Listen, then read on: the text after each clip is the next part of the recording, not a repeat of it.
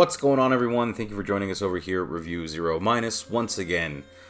As always, my name is Race, and I will be your host for this little after party. So we are. Damn, that's good. We are doing. We just finished doing AKIRA, and we just finished doing the Thing as well. We are gonna be going on a bit of a hiatus in March for roughly about 2.5 weeks, week and a half, something like that. We're gonna be traveling to some exotic destinations to get some info and some filming of one of our specials that we're going to be putting up in the next month or so.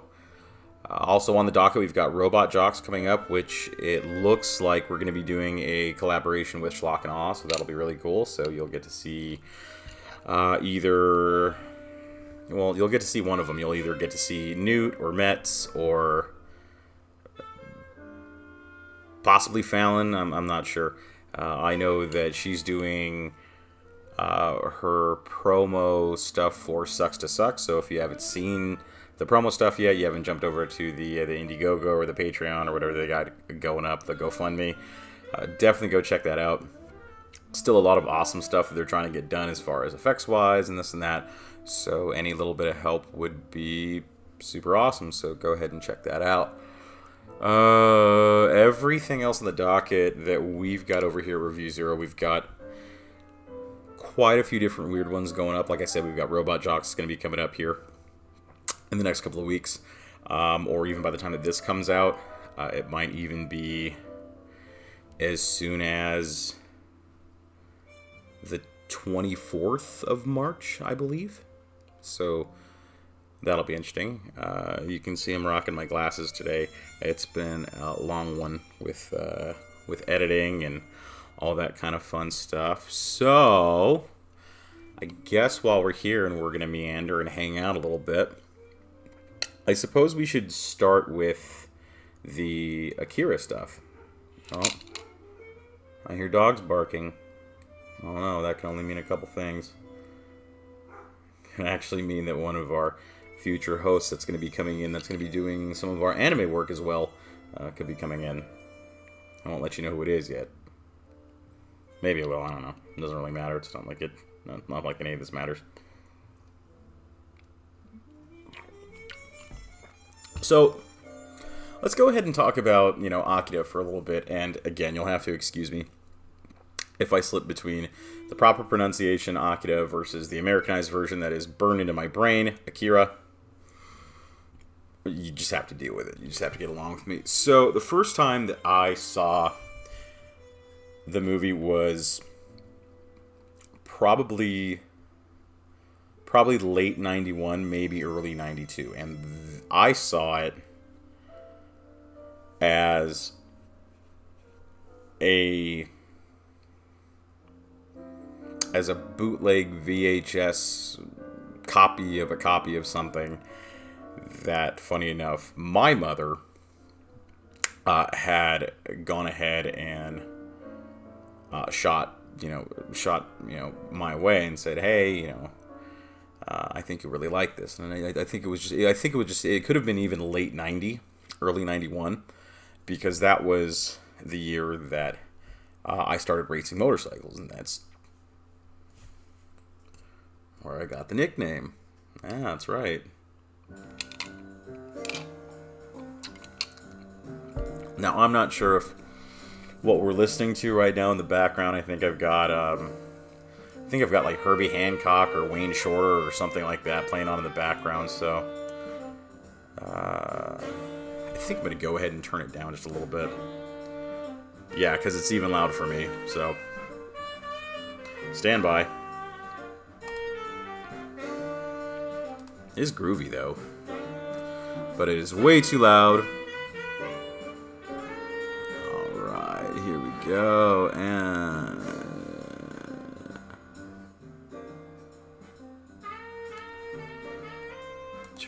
bad boy down just a little bit.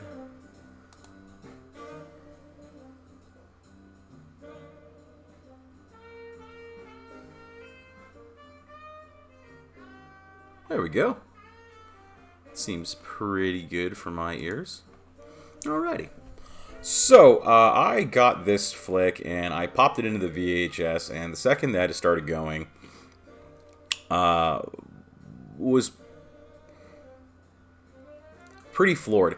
I had seen a lot of different types of animes up until that point, but they had been more, how should I say, they were more of the old school like shonen style anime, so like the young like dude anime stuff like Dragon Ball. I had seen some Dragon Ball Z bootlegs. I had seen plenty of Dragon Ball bootlegs, kind of growing up in and around Central and South America, and a few different places, as well as things like Saint Seiya, so like Knights of the Zodiac. If you were into that, that was super duper neat. Another one of those like team type things where they could morph with different armor and stuff like that, which was super cool. I got to see Ronin Warriors. I forgot what the actual title of it is. I just remember years after the fact seeing it here in the States as Ronin Warriors, which was super cool, and I really like that. Some of the other ones. There was some Sailor Moon stuff. I mean, but Sailor Moon was cool. Any sort of like magical girl animes or whatever, I thought that was pretty neat. But wasn't really a super duper snob. And then I think there was Muscle, which was one of them. I'm not sure if I'm maybe just conflating the small little rubber toys and the actual anime itself. I'm not sure, but this was not my first rodeo with anime. However, it was my first rodeo for anime at this level, which is kind of odd to say specifically, and just because there was so much going on in this film as far as the production values, as far as the story, the content of it. I mean, it's pretty wild. And then the technicality of everything, not just the animation or the designs, but the actual way that they made the machinery work and the motorcycles, and specifically the motorcycles. So I pop it in, and of course it goes with the opener as Tokyo 1988, whatever. And then boom, the explosion. That huge mushroom cloud, and then the blackness and all that, and it zooms in on the crater, and boom, you get the big AKIRA. And then it cuts to the seedy bar that the capsules are hanging out at in Neo Tokyo and all this, and Yamagata comes in and gives Kaneda the rundown of what's happening with the clowns and how they've got them covered over at whatever, yada yada. So they head out and they see Tetsuo on the bike, and he's going over that whole stupid list of nonsense that again doesn't mean anything. Still doesn't mean anything. I mean, just techno-babble stuff.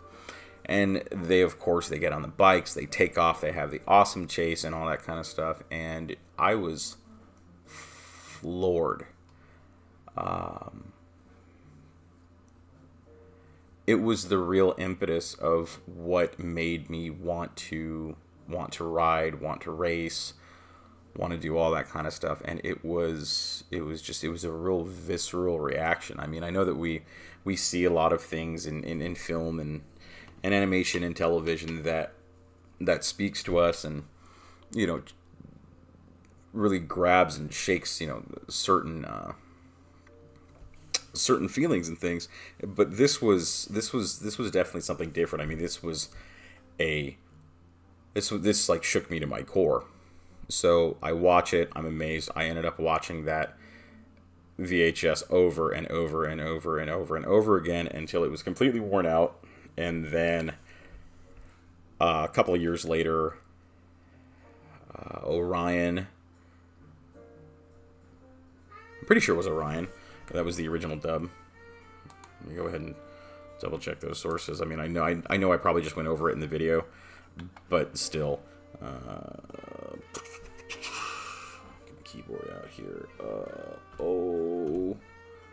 Not typing anything on there because keyboard is off. Cool. Smart. Good job, Race. Orion dub. AKIRA. And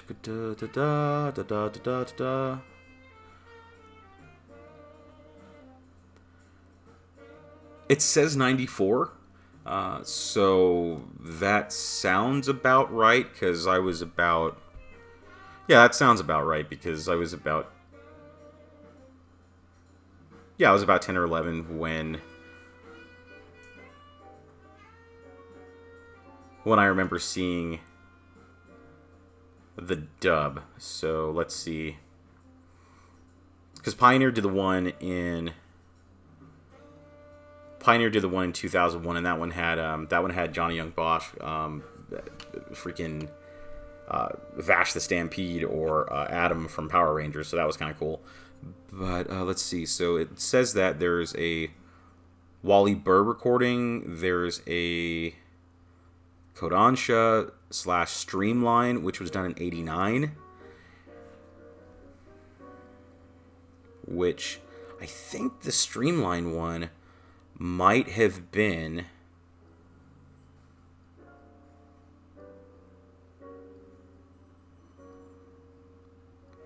I think that might have been the one before the Orion one, or maybe it was... Okay, releases. So we'll check this out. So, okay, so it did release in '89. Distribution, gross receipts, which was like nothing in comparison. Although, wow, it didn't do too bad. I mean, for ticket sales, it did over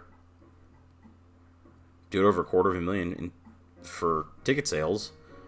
And that came out to about $1 million of gross receipts, which wasn't bad for Japanese animation in the late 80s for being a theatrical release. Home video, okay. So right here, so the initial one was Streamline in May, and then Orion did the secondary distribution of it. Okay. Alright, so the Orion one that came in September of '93. That makes sense. That makes sense. And that's the one that they had, they had everybody pronouncing the names very... They were very off, and that was Cam Clark doing Kaneda, and then Jan Rabson doing Tetsuo. So that was when they still got Tetsuo right, because it's a really hard name to kind of screw up with the dub. But Kaneda was Kaneda, because that was always kind of a bit of a joke as well around our camp, considering that, you know, anybody from, you know, anytime you heard Canada, clearly, because we're stupid and we're nerds.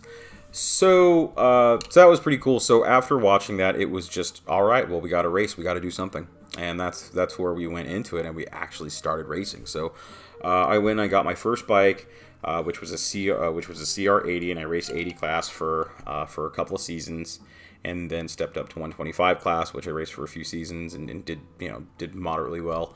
And before I jumped over to 250 class, I ended up moving again, but all of my 250 bikes that I had or raced or trained on or whatever, they went with me. So that was cool. And again, I still ride to this day.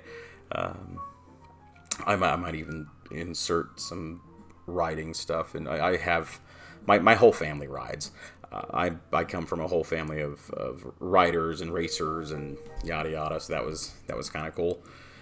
So I mean, watching AKIRA was something to where it really opened my eyes and got me into the genre of not only just anime, but it got me into the cyberpunk thing. It got me into electronic music. It got me into all sorts of stuff. I mean, without Akira, I wouldn't have become the sci-fi fan that I am, and I wouldn't have gotten into, I guess, the idea of like harder sci-fi. So things like Blade Runner, which I had thought was, at the time was boring. I went and rewatched it again with a different set of eyes, and realizing that there was so much that Akira took from those types of worlds, to where it made it make a little bit more sense, and I thought that it was a lot cooler, and I could really input myself into the story a lot more, and into those worlds a lot better. So it was just really interesting, the way that all that stuff kind of panned out. And then as time went on, there was so many different animes and movies and things that, of course, I just went headlong into, because that was, I figured, heck, if there was something this cool, then there's got to be something way cooler out there. Which, again, it's all kind of subjective to what you think is cool. But without Akira, I wouldn't have gone down the rabbit hole and have put that deep-seated root and love for anime into me, because after that I went through everything that I possibly could. And then there was this time, just around 92 or 93, where I think it was Manga Entertainment, they started sending out these sizzle reels on, a lot of these different, like, one hitter things that would just have great previews and great sizzle reels of all these properties that they had. So everything from Demon City Shinjuku to 3x3 Eyes to 8-Man After, Project A-ko. Project A-ko was another one that's really cool that I hope that we can go ahead and review here one of these days, and have another one of our co-hosts, maybe one of our female co-hosts, go ahead and do that one, just because seeing it from a chick's point of view, maybe even one of our gals who really isn't into anime that much, that'd be really interesting to see. Project A-ko is another fun one where you're expecting one thing and then you get the other. Kind of Bubblegum Crisis-y, a little gun gravy. It's just really cool overall. But yeah, so that led to, again, watching things like Ninja Scroll, and then going back even further, because, I mean, I had seen certain things up to that point, like Voltron. Voltron's another one. So, growing up in the 80s and all that kind of stuff, and seeing things like Voltron. Voltron was the shit. I mean, absolutely just badass. You can't get enough Voltron. And then seeing things happen later on with, like, Power Rangers and all that other kind of stuff, it made it a lot easier for the kids that were growing up during that time to really ingest it. And I think that once those fans got a little older and could go back and appreciate what the Super Sentai was doing, specifically Voltron, and then so you have Go Lion, and then I think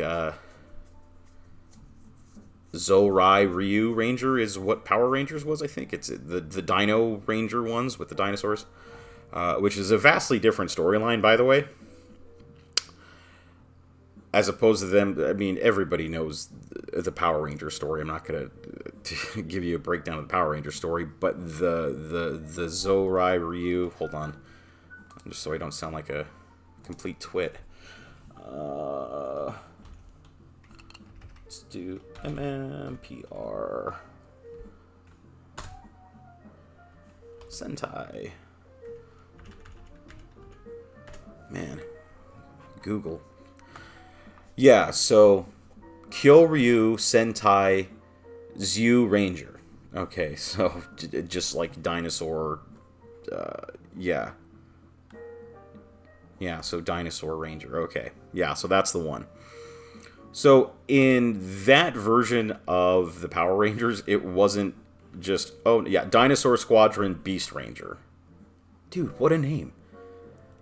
Like Mighty Morphin Power Rangers is like, okay, fine, marketing, whatever. But dude, Dinosaur Squadron Beast Ranger? Done. Not a super duper big Power Ranger guy, but Boom Studios has a phenomenal comic book that just turns them up to 11. So like I know that they're a little goofy, they're a little kiddie, whatever. But this stuff, it's pretty weird. It gets pretty dark. Great artist too.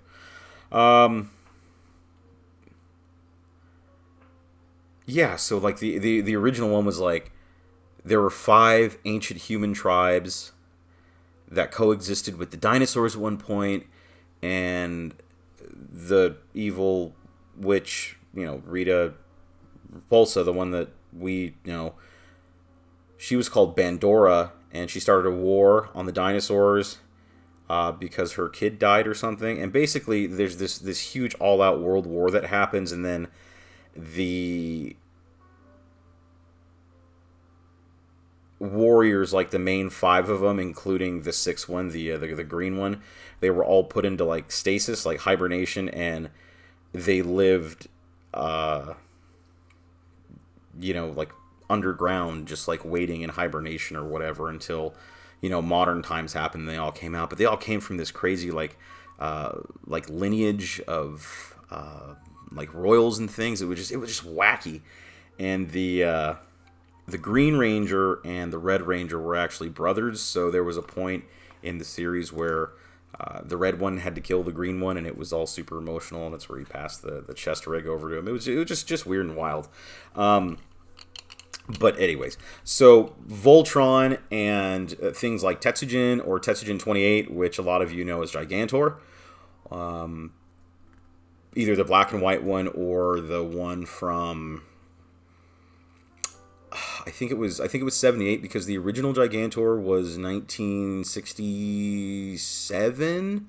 It was either 67 or 69, and it was black and white, and just kind of it almost looked like Astro Boy the way that it was drawn, which I'm sure that there are going to be somebody in the comments that says, yeah, well, that's because the guy that did it, did that.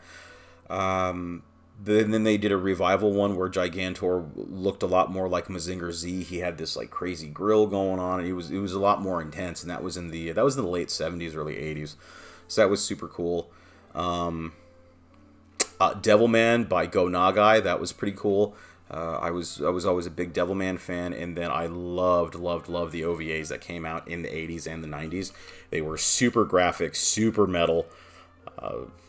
Real detailed, very hard R rating for everything. I mean, just you know how things were when we were growing up back then. Not a whole lot of parental supervision, not a whole lot of checking on the boxes of what the kids were watching. So it was just kind of a different time and place.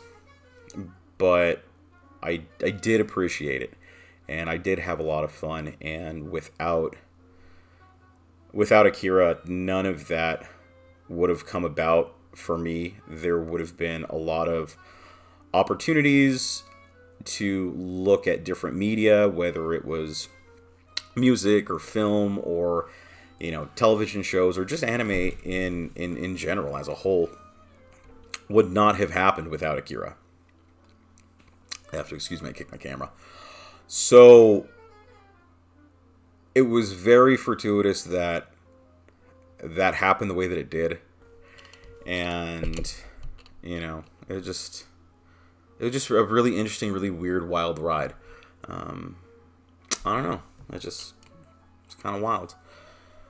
So I've got to get back to editing, and I have to finish up a few different things here or there. However, I'm pretty sure that I'll be editing again tomorrow night or possibly in the next few days, so I'll probably drop another review 0- for you guys, and we'll prattle on about more nonsense about The Thing and Kurt Russell and Carpenter and all that kind of stuff, and just make it another hangout sesh. So not a whole lot of